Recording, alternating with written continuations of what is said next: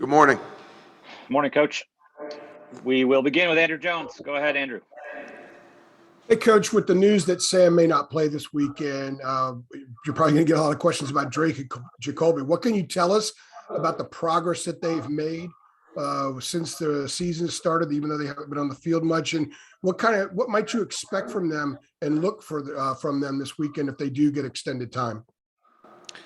Well, I know it's been well documented here that typically we give equal reps to the backup, quarterback. Now, since we have a deeper quarterback room this year, Drake May did not go down with scout team. He stayed with us. And so what we did was we split reps with Jacoby and Drake all year. So they have both gotten a lot of reps. They haven't gotten as many as Sam. But we have actually stolen some reps from Sam as the year has gone on, just get him what he needed and then get him out. And I think with regards to running the offense, understanding the offense, both of them have had, a multitude of reps each week to prepare. And so we'll prepare that way, the same way this week. And if Sam's not practicing, that'll buy those younger guys even more reps. And then we'll plan to go into the game with those two if in fact Sam does not dress for Saturday's game. With the North Carolina high schools not having a fall season last year, Drake hasn't thrown a pass in an actual game in a couple of years. So how vital is it that he gets out there and has live fire in a game? And how excited are you to have the opportunity to see him in that situation?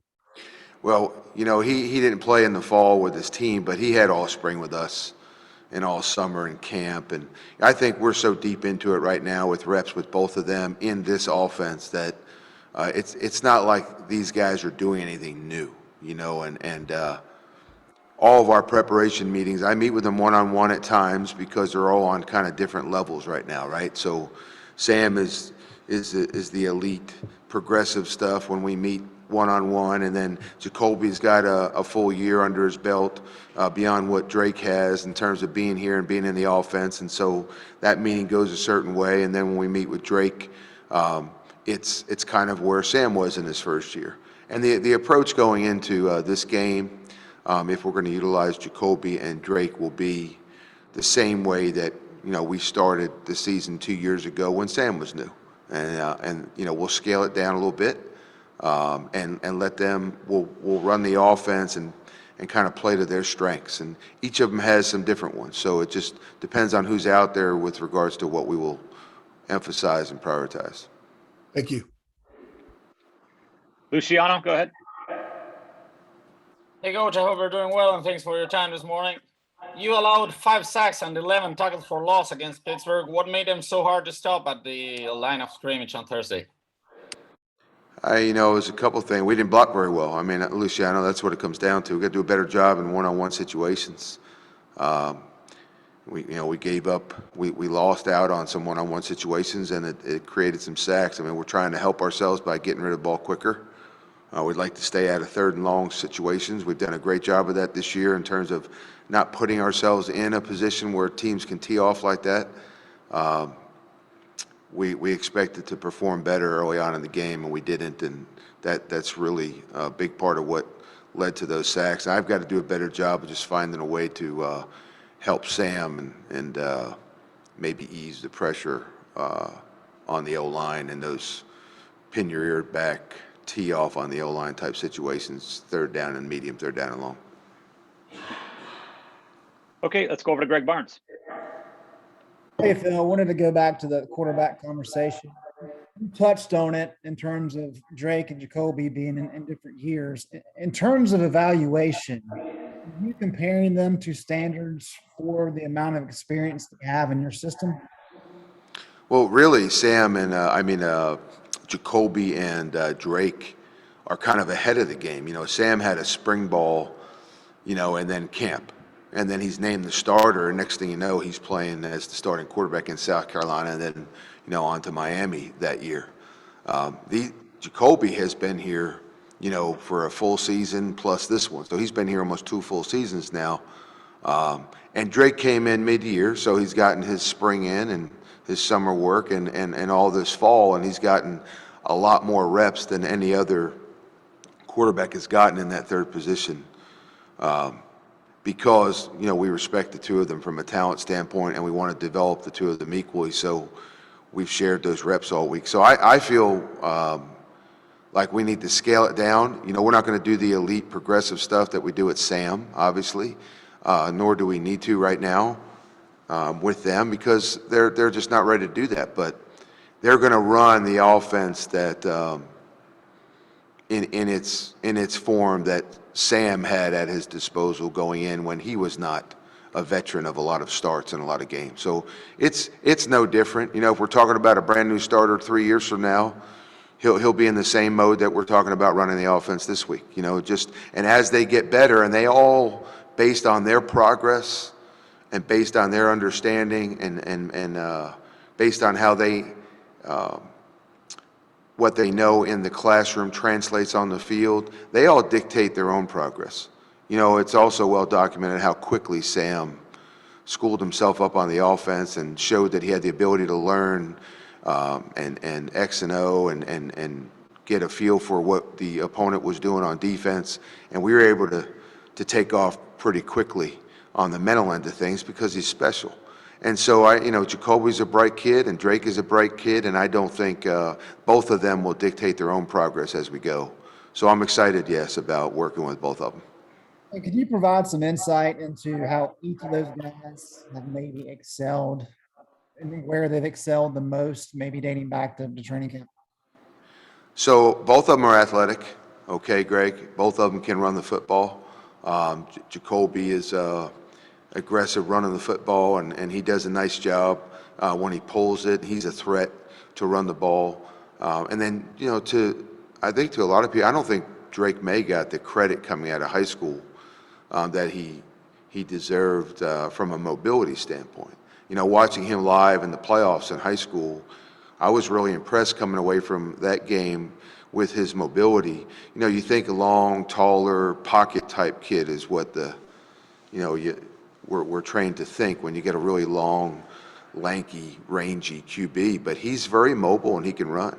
And when you look at Jacoby, he's not the typical body type that you would get in a quarterback either. He looks like he could play linebacker. And so, but both are very gifted throwing the football. Jacoby's an incredibly talented passer who has the ability to run the ball. And Drake is very well-rounded, has a good arm, has good mobility, and the two of them learn very well. So I'm looking forward to working with the two of them this week. Thank you. Yes, sir. Archansky, go ahead. Phil, Mac talked about the fourth down again and why he did this or why he did that. But there was the comment about he was talked out of it. Were you involved in that? And can you, or do you want to tell us anything about how that decision came about? Yeah, of course I am a part of that conversation. I think, I assume, yeah. had we had a crystal ball and we knew that we were going to get hit with a monsoon, Art, I think everybody and their grandmother would want to go for the touchdown and for the win, At the time, though, during the timeout, we have a discussion. It's a light rain, it's a drizzle, it's weather that doesn't affect anything that we do. You're not concerned about snapping it or getting a grip on the football. And so it really didn't even dawn on me personally that that would be an issue. And so I felt that we had struggled, just on my own end, that we had struggled on fourth down in the game. Pitt is built, the way they're built defensively, it's going to lend to them having success in short yardage situations and goal line situations. And they have been, very, very good in that area of the game all season. We were, obviously concerned going in with that area, and we weren't. We had some opportunities. We had some opportunities in the game on short yardage and goal line, schematically where it was actually there, and we didn't execute.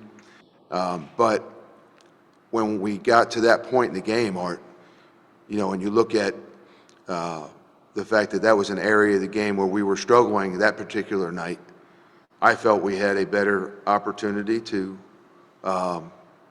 win in overtime, excluding the weather issue. Obviously, when we got the football and Pitt scored in the rain, we got the football and it was just a deluge, and it became something you had to overcome. Now that's an excuse. We got to go execute anyway. And I tried to call some plays that would help us in that weather.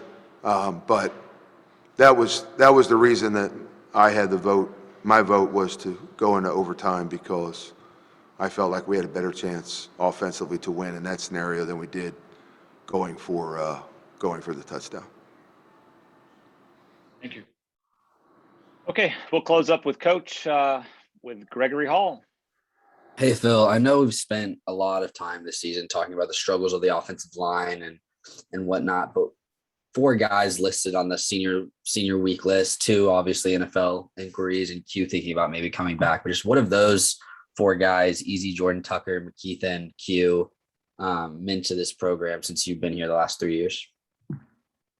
So with regards to those 4, I mean, they've meant a lot to us, and I have no idea what their decisions are going to be and what's going to happen with them. So I can't comment on any of that, but I can say that their value to this program has been, it's been immense. I mean, they're all multiple year starters with the exception of Q, and they've given us a lot of reps, a lot of starts, a lot of good games, and they're a huge part of everything that we've accomplished in Mac Brown's era here. And they're all special individuals, and I love them. And Q's a little different. Q came on and as a walk-on and established himself as a really physical kid in practice. He wound up earning himself a scholarship, and he's bailed us out this year in times when we needed a center and we didn't have our initial starter, and he's done some really good things this year, and without him this year, I don't know where we'd be at center, with Brian Anderson's injury. And so Q had a lot to do with some really good football play last year, and played for us a bunch last year. So all 4 of them have tremendous value here. I hope they all will remember their experience here as a very positive one. They are well respected not only by our staff, but also by their players, by their teammates. And I hope that they all have 3 great ones left in them, truthfully, for this season. All right, Coach, that's all we have for you today. Appreciate a few minutes. Okay, you guys have a great week.